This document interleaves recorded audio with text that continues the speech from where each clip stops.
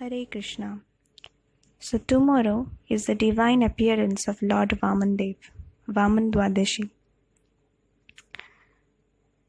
Lord Vamanadev is actually the dwarf incarnation of Krishna. The Bali Maharaj was the king of the demons, but he was a great devotee of Lord Vishnu. Out of some reasons of envy, he captured the heavenly planets, defeated Lord Indra, and actually the upper, middle and lower planetary systems all came under his control. So out of helplessness, the demigods headed by Indra approached Vishnu and asked for help. So Lord Vishnu assured that he would help them, but because Bali Maharaj was also his devotee, he cannot kill him directly. So the Lord decided to enact a beautiful pastime by which he can do mercy to both the parties. So Lord Vamanadev appeared in this world from the womb of Aditi, and when he appeared, he was completely equipped with conch shell, disc, club and lotus in his four hands. His body color was blackish and he was dressed in yellow garments. He appeared at an auspicious moment of Shravan Dwadashi when the Abhijit star is present. At that time, in all the three worlds, all the demigods, cows, brahmanas, everyone was very happy because of Lord's appearance. When the Supreme Lord, who has a Satchidananda body, appeared as the son of Kashyap Muni and Aditi Devi, both of his parents were very astonished. The Lord assumed the form of a dwarf after his appearance. And all the great sages, headed by Kashyapa Muni, performed the birthday ceremony of the Lord.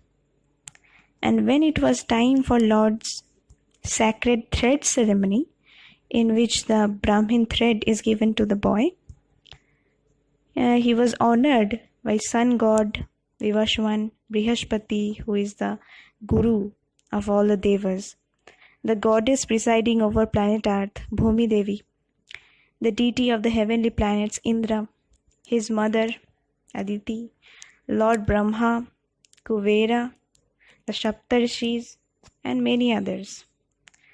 Then Lord Vamanadev decided to visit the sacrificial arena on the northern side of Narmada river, and that field was known as Brigu Kacha. At that place of Brigu Kacha, all the Brahmanas of Brigu dynasty were performing a fire sacrifice. So the Lord appeared there. He was wearing a belt of straw, and he was wearing an upper garment of deer skin and a sacred thread, and he was carrying his danda, a stick, an umbrella and a water pot or kamandulu.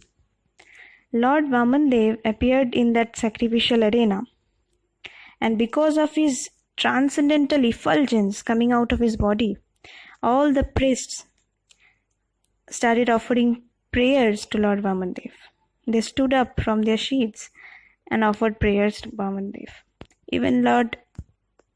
Even Bali Maharaj immediately washed the Lord's feet with water and accepted that water from Lord's feet on his head, and felt that he and his predecessors has certainly been glorified. Then Bali Maharaj inquired about Lord Vamanadev's welfare and requested him to ask for some money, jewels or anything he would desire. So in the Srimad Bhagavatam, 8th canto, 19th, 20th and 21st chapter, it describes that Lord Vamanadev asked for 3 paces of land in charity. 3 paces of land means he would make 3 strides with his feet, and the land which is covered will be his own. So At first, Bali Maharaj told that you are such a small boy and your feet is so small. If you just take 3 strides, how much of land would you be able to cover? So Bali Maharaj asked him that you ask for something else. I can even give you a complete planet, a graha. But Vamanadev insisted that he needed just 3 paces of land. Sukracharya, who was the guru of Bali Maharaj, forbade Bali Maharaj to fulfill this request. But when Bali Maharaj thought that Vamanadev is the son of a Brahman, and because he have given his promise to a Brahman or a Brahmachari, he must keep his promise at any cost. But Sukracharya could understood that Vamanadev is actually Vishnu and he is the friend of demigods. So he forbade Bali Maharaj repeatedly to give this land. And Sukracharya advised Bali Maharaj to withdraw his promise. But Bali Maharaj was very fixed in his promise. After hearing the instructive advice from Sukracharya, Bali Maharaj was contemplative. He was thinking that it is the duty of a householder to maintain dharma, artha, kama of the kingdom. So it is very improper to withdraw his promise given to a brahmachari. So because to lie or to fail to honor or keep a promise given to the brahmachari is a very sinful activity, and everyone should be afraid of such sinful activities. The spreading of a kingdom is actually temporary. If there is no benefit for the general public, then the kingdom has no value. So Bali Maharaj was thinking on these lines. And then he thought that even if Lord Vamanadev is actually Lord Vishnu and he has come to trick him and he finally arrests him, then also he will get a great mercy from the Lord. So considering all these points, Bali Maharaj finally gave in charity the 3 paces of land. Immediately Lord Vamanadev extended himself into a very, very big universal body. And by the mercy of Vamanadev, Bali Maharaj could actually see the Lord. He could see that the Lord is all pervading and everything is resting on his body.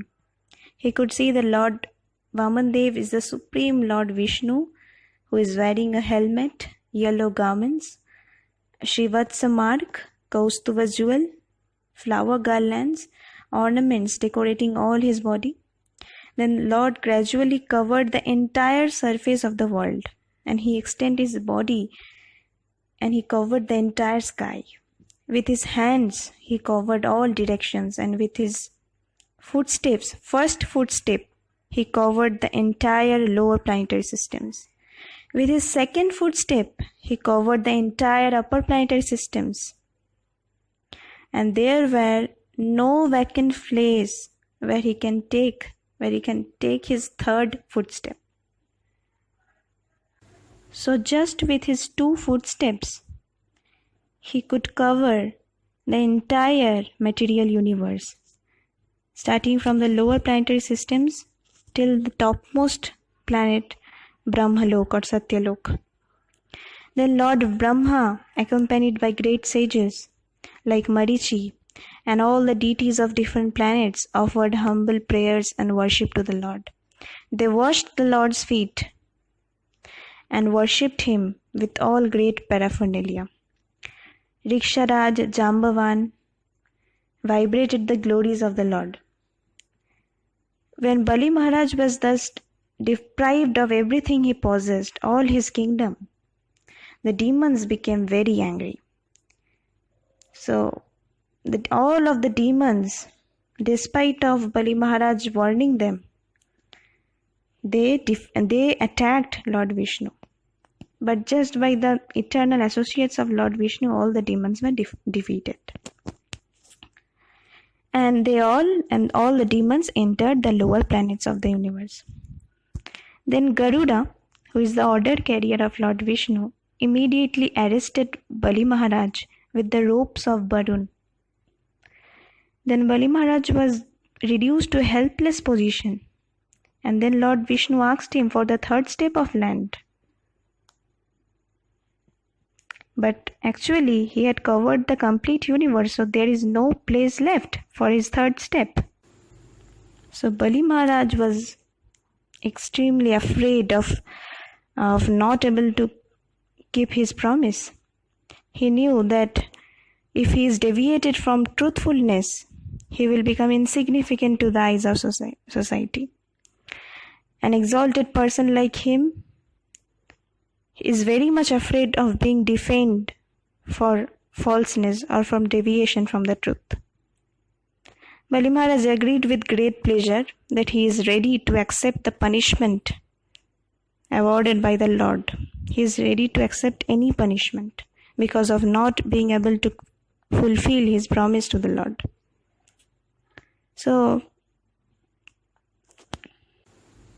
when Bali Maharaj was thus completely arrested by Garuda, he started remembering the determination of his grandfather, Prahlad Maharaj, in devotional service to Krishna. So he decided to give his own head in charity as the place for Vishnu's third step.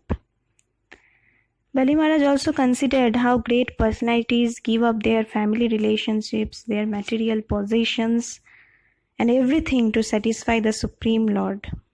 Indeed, they sometimes even sacrifice their lives for the satisfaction of the Lord and become his personal servants.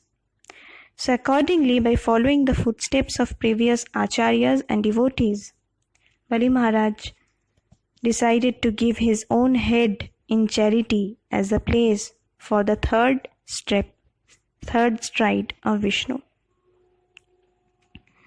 While Bali Maharaj was thus arrested by the ropes of Varun, and he was offering prayers to the Lord, his own grandfather Prahlad Maharaj appeared there and started describing the Supreme Personality of Godhead. He described that the Lord Vishnu in the form of Vamanadev had delivered Bali by taking away all his possessions in a very tricky way. While Prahlad Maharaj was present, Lord Brahma and Bali Maharaj's wife, Vindhyavali Devi, started describing the supremacy of the Lord. Since Bali Maharaj had given everything to the Lord, all of them prayed for his release. Then the Lord described how when a non-devotee possesses wealth, it is a great danger for himself and all the society. But when a devotee possesses wealth or opulence, that is a benediction from the Lord. Then, being pleased with the surrender of Bali Maharaj, the Supreme Lord protected him, released him from the Varunastra, and gave him the entire planet Sutala as his kingdom. And the Supreme Personality of the Godhead himself wanted to become the watchman or Dwarpal of that planet.